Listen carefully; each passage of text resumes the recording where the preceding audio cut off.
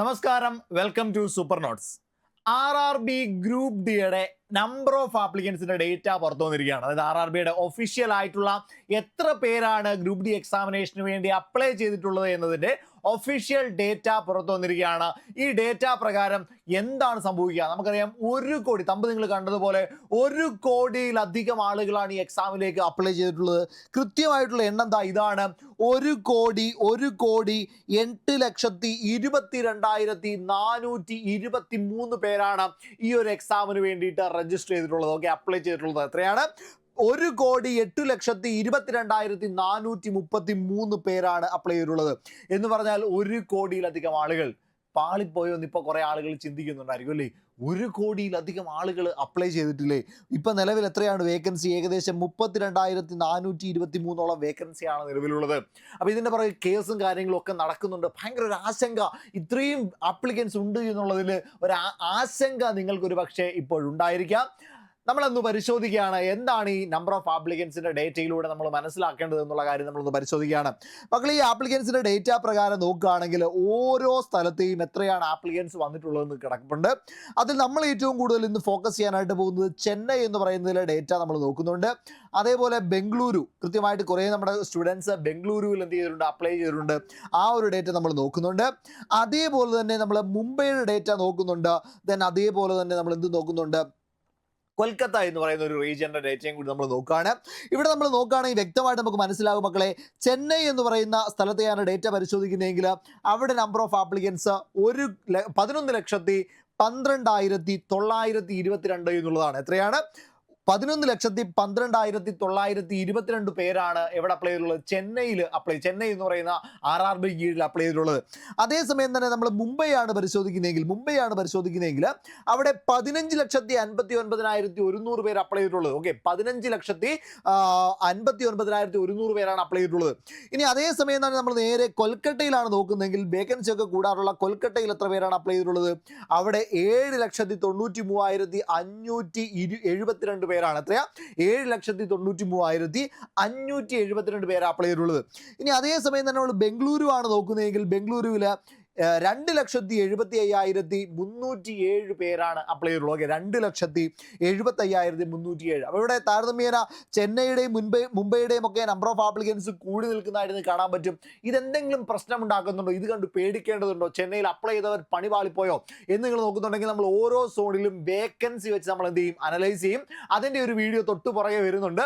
ഓരോ പോസ്റ്റിലേക്കും എത്ര വേക്കൻസിയാണ്, അവിടെ എങ്ങനെയാണ് കോമ്പറ്റീഷൻ വരിക, ഓരോ സീറ്റിലേക്കും എത്രത്തോളം ആളുകൾ കോമ്പീറ്റ് ഉള്ളതിന്റെ ഡീറ്റെയിൽഡ് ആയിട്ടുള്ള ഒരു അനാലിസിസ് നമ്മൾ എന്ത് ചെയ്യാൻ പോവാണ്? മറ്റൊരു സെഷനിൽ വരും. ഇവിടെ നമ്മൾ ഈ ഒരു വാർത്ത നിങ്ങളിലേക്ക് എത്രയും വേഗം എത്തിക്കുകയാണ് ചെയ്തിട്ടുള്ളത്. ഇവിടെ ചെന്നൈ എന്ന് പറയുന്ന പോസ്റ്റിൽ എത്രയാണ്? 11,12,922 പേരാണ് ചെന്നൈ സോണിലേക്ക് അപ്ലൈ ചെയ്തിട്ടുള്ളത്.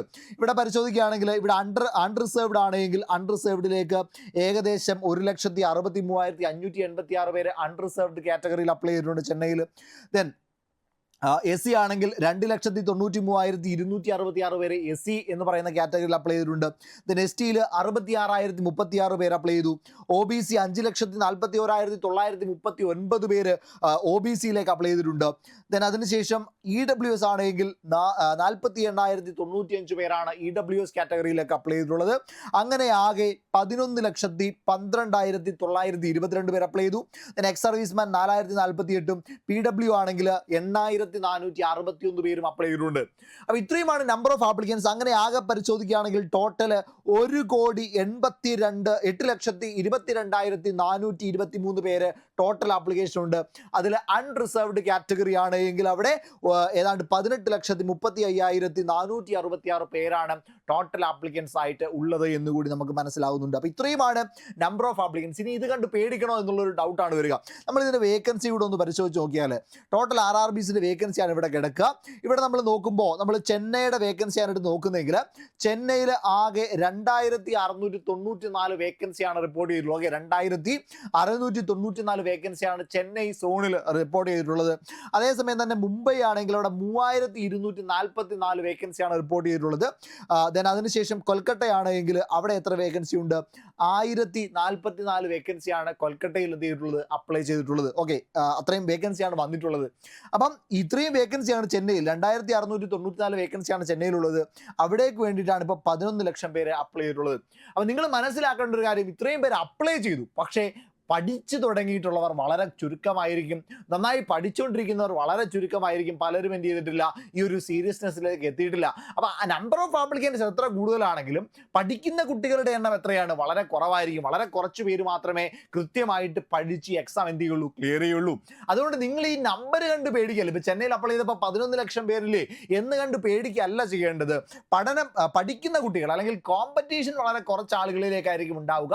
ആ കോമ്പറ്റീഷനുള്ള ആളുകളുടെ ഇടയിലേക്ക് നിങ്ങൾ എത്തുക എന്നുള്ളതാണ് ലക്ഷ്യം. ഓക്കെ, അപ്പൊ നിങ്ങൾ ഇത് കണ്ട് പേടിച്ച് വീണ്ടും പിന്മാറി പോവുകയല്ല. കുറെ ആളുകൾ ഇത് കണ്ടു പേടിച്ച് മാറിപ്പോകും. നിങ്ങൾ എന്ത് ചെയ്യണം? നിങ്ങൾ ഈ കോമ്പറ്റീഷന്റെ ഉള്ളിലേക്ക് എത്താനായിട്ട് ശ്രമിക്കണം.